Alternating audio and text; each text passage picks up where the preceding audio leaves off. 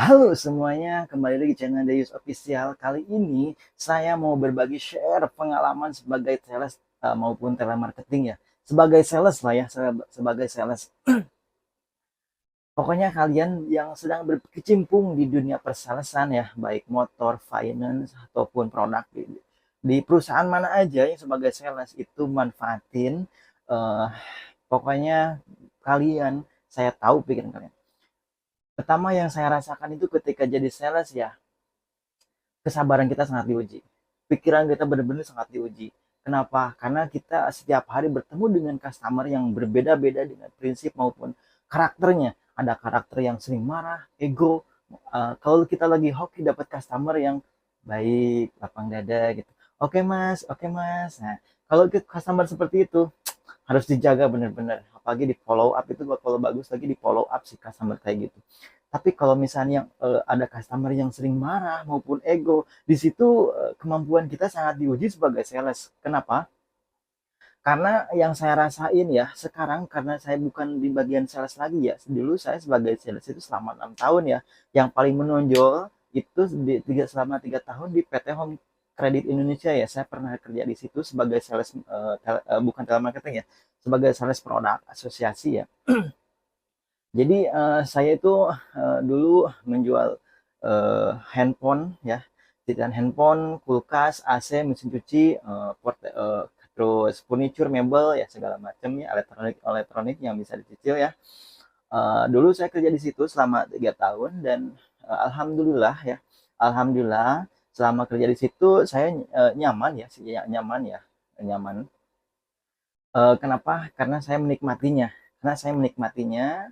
Udah gitu, alhamdulillah saya juga sering ngecip ya, ngecip di target itu sesuai apa yang disampaikan oleh pimpinan. Mau segini, mau 100 juta nih, mau 60 juta, 70 juta, naik lagi tiap bulan ya. Itu tantangan bagi kita sebagai sales dan saya tidak keberatan dengan itu semua karena itu permintaan perusahaan. Yang penting saya dibayar oleh mereka. Selama mereka dibayar oleh sama mereka bayar saya, ya saya melakukan yang terbaik buat dia kan. Nggak ada ini ya, nggak ada salahnya, dan itu memang kewajiban buat kita sebagai sales. Dan ketika kita bekerja sebagai sales, kita setiap hari pastikan dituntut untuk target segini segini segini.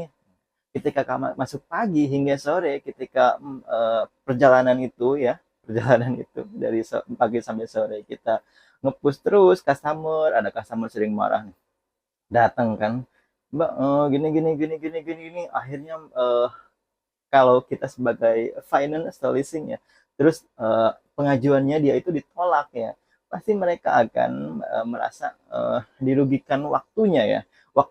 Kenapa? Karena kan kita ada BI checking juga gitu kan. Kemudian beliau nggak merasa BI checkingnya nggak ada masalah, kok kenapa ditolak gitu kan. Nah, di situ kita harus siap sebagai sales, harus bisa menjelaskan bagaimana proses kenapa gitu kan, dengan cara yang lebih halus dan bisa diterima oleh mereka gitu, tanpa harus berdebat, tanpa kita harus nah, buat kita sendiri ya, kalau menghadapi customer seperti itu jangan sampai ya, jangan sampai kesabaran kita itu tidak terkontrol. Kita harus tetap kontrol ya. Nah, ini masukin buat kalian nih, karena setelah kalian udah gak jadi sales ya, itu manfaatnya banyak banget ya sebagai sales. Jadi bagi kalian yang sebagai, gak usah malu, pokoknya gak usah malu, gak usah minder jadi sales. Kalian harus bangga ya jadi sales, karena kedepannya itu sangat menunjang, sangat mendorong kemampuan kalian dalam berbicara gitu kan. Itu yang saya rasakan. Karena saya itu dulu kalau misalnya ngomong itu nggak selancar seperti ini. Nggak selancar kalau misalnya dulu itu bilang gini, maaf Pak, selamat pagi, pada udah siang. Selamat siang Pak, pada udah malam gitu kan. Nah, itu saking groginya itu bisa terjadi kapanpun sampai pun kalau kita berhadapan sama temen sendiri pun ya, kalau misalnya kita benar-benar grogi banget ya. Makanya jadi sales ini adalah pilihan terbaik buat kalian yang belum pernah di dunia kerja ya.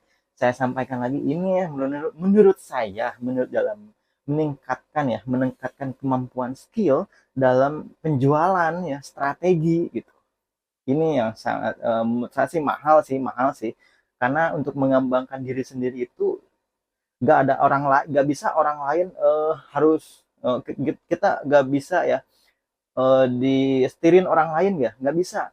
Harus diri kita sendiri yang membangun gitu ya, harus diri kita sendiri yang membangun. Kita pengen ngerubah gak nih, nggak mau kan kita selamanya malu gitu, nggak mau selamanya kita nggak bisa ngomong di depan umum gitu. Kita harus bisa. Di mana nih caranya? Nah ini saya sampaikan. Meskipun waktunya tidak lama sebagai sales ya, saya sendiri atau maupun kalian yang baru beberapa bulan join sebagai sales dan udah berhenti jadi sales, saya yakin kalian udah pernah merasakan manfaatnya ya. Tapi kalian tidak sadar itu semua ya. Uh, Pokoknya itu aja. Bagi kalian yang sebagai sales maupun telemarketing, jangan malu sebagai posisi itu karena itu sangat menunjang diri sendiri. Saya bangga sebagai sales, saya bangga sekali. Karena alhamdulillah saya pernah join sebagai sales ya, alhamdulillah. Kalau nggak pernah join di dunia sales ya, saya nggak mungkin jadi seperti ini ya. Saya nggak mungkin jadi seperti ini yang saya rasakan ya.